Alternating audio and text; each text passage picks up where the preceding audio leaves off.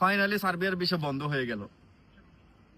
আসলে কথাটা কতটুকু সত্য, ভিডিওটা পুরোটা দেখেন আর আমার ফেসবুক পেজে ফলো দেন এবং আমার হচ্ছে নতুন ইউটিউব চ্যানেলটাকে।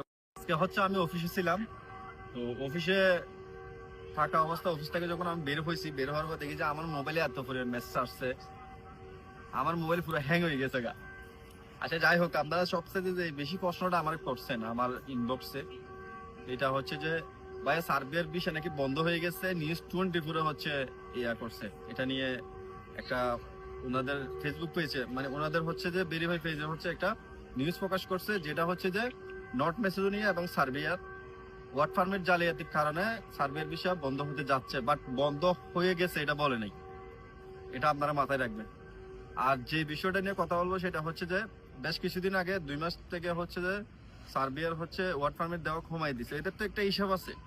সার্বিয়ার এম্বাসির যে অফিস আছে বেলগ্রেডে হচ্ছে, যেটা ইমিগ্রেশন অফিস বলে, ওইখান থেকে হচ্ছে কয়টা ওয়ার্ক পারমিট ইস্যু হইতেছে তাদের কাছে একটা হিসাব থাকে।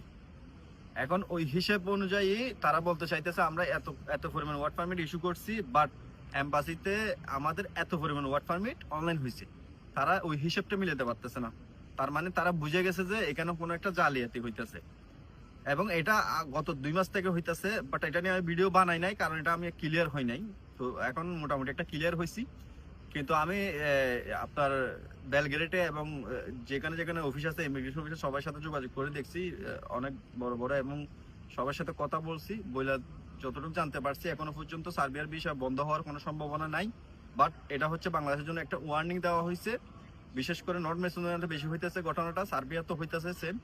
তো ওরা হচ্ছে আগে থেকে একটা হচ্ছে আপনাদেরকে একটা বার্তা দিছে যে মানে আপনারা যদি এই কাজগুলো করেন তাইলে হচ্ছে পরবর্তীতে আমরা ভিসা বন্ধ করার ডিসিশন নিব।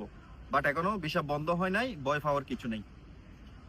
তো আমার কথা হচ্ছে আপনারা এত অধৈর্য হওয়ার কোনো কারণে এবং গাড়বানোর কোনো কারণে এখন সার্বিয়ার ভিসা বন্ধ হয় নাই ইনশাল্লাহ।